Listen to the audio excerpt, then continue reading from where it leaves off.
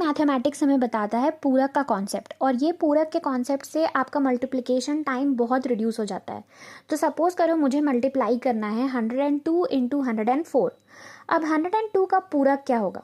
तुम मुझे बताओ कि 102 का जो नियरेस्ट बेस नंबर है वो क्या है? वो है 100। तो उसे 100 बनाने के लिए हमें 102 में -2 करना पड़ता है। तो मैंने वो -2 को राइट हैंड साइड में लिख दिया। 104 को 100 बनाने के लिए मुझे क्या लिखना पड़ता है? -4। तो वो भी मैंने राइट हैंड साइड पे लिख दिया। अब सबसे पहले हमें क्या करना है? 02 इंटू 04 करना है। उसका आंसर होता है +8। 2 नेगेटिव 1 पॉजिटिव बन जाता है, तो 8 हो गया। अब हमें लेफ्ट हैंड साइड पे काम करना है। तो लेफ्ट हैंड साइड में हमें क्रिस क्रॉस वाला सब्सट्रैक्शन करना होता है। यानी कि या तो आप 102 -4 कर दो, या तो आप 104 -2 कर दो। तो 102 -4 कितना होता है? 106। और 104 -2 कितना होता है? 106। तो अब हमारा आंसर निकल के आ गया 106 और वहाँ से 08। तो ये आंसर है और ये काफ़ी जल्दी निकल गया। अब मैं थोड़ा ट्रिकी केस लेने वाली हूँ, जहाँ पे एक नंबर जो होगा वो बेस से कम होगा और एक होगा बेस से ज़्यादा।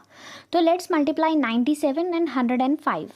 अब 97 का पूरक होता है +3, यानी कि जब आप 97 में 3 ऐड करोगे तो वो अपने नियरेस्ट बेस 100 के पास चला जाएगा।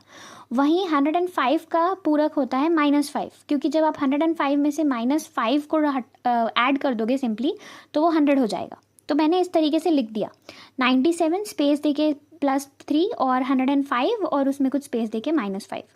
अब तुम्हें बस ये करना है कि 3 को -5 से मल्टीप्लाई कर देना है, तो ये बन के आता है -15। तो ये जो पूरक है -15, इसको ऐसे नहीं रखना है, हमें क्या करना है? 100 इसमें ऐड कर देना है, मतलब +100 -15। तो आप साइंस का ध्यान रखेंगे, मैं ऐड इसलिए बोल रही हूँ बिकॉज +100 -15 है, तो ये हो जाएगा 85। तो अभी हमारा राइट हैंड साइड पे क्या है? 85। हमें काम करना है लेफ्ट हैंड साइड में। लेफ्ट हैंड साइड में आपको बताना है मुझे कि 97 में से अगर हम -5 को निकाल दें तो कितना आएगा? 102। और अगर 105 में से हम 3 को निकाल देंगे तो कितना आएगा? 102। तो यहाँ पे 102 हमारा आंसर नहीं हो सकता है, क्योंकि आपको याद होगा पहले हमारा -15 आ रहा था, तो उसके लिए हमने क्या किया था? उसमें से 100 मिला दिया था। तो वो 100 जो हमने वहाँ पे मिलाया था, उसके वजह से 102 में से हम एक 1 हटा देंगे और हमारा फाइनल आंसर 101 होगा। ये देखने में थोड़ा कॉम्प्लेक्स लग रहा होगा, बट आप अगर स्टेप वाइज फिर से इसे देखेंगे तो आपको काफ़ी सिंपल लगेगा। एक और कॉम्प्लेक्स एग्जाम्पल ट्राई करते हैं। सपोज मुझे 104 को 97 से मल्टीप्लाई करना है। तो अभी आपको इतना तो पता चल गया होगा कि 104 का पूरक होगा -4 और 97 का पूरक होगा +3।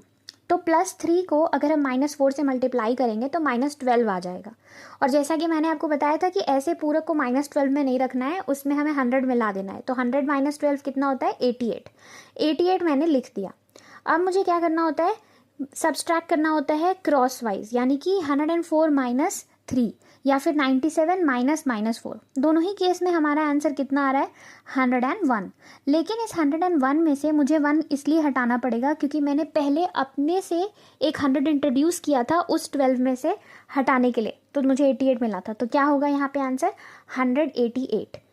तो ये वाला केस सिर्फ तब होता है जब हमारा पूरक नेगेटिव में आ रहा होता है। तो जब पूरक नेगेटिव में आ रहा होता है तो हमें खुद से उसको नियरेस्ट बेस लाना पड़ता है ताकि वो पॉजिटिव बने, और क्योंकि हमने वो काम वहाँ कर दिया तो जो आंसर हमारा लेफ्ट हैंड साइड में आ रहा था उसमें से हमें 1 माइनस करना पड़ता है। अब अगर ये रूल आपको क्लियर हो गया है तो आप खुद से ट्राई करो 88 मल्टीप्लाइड विद 106।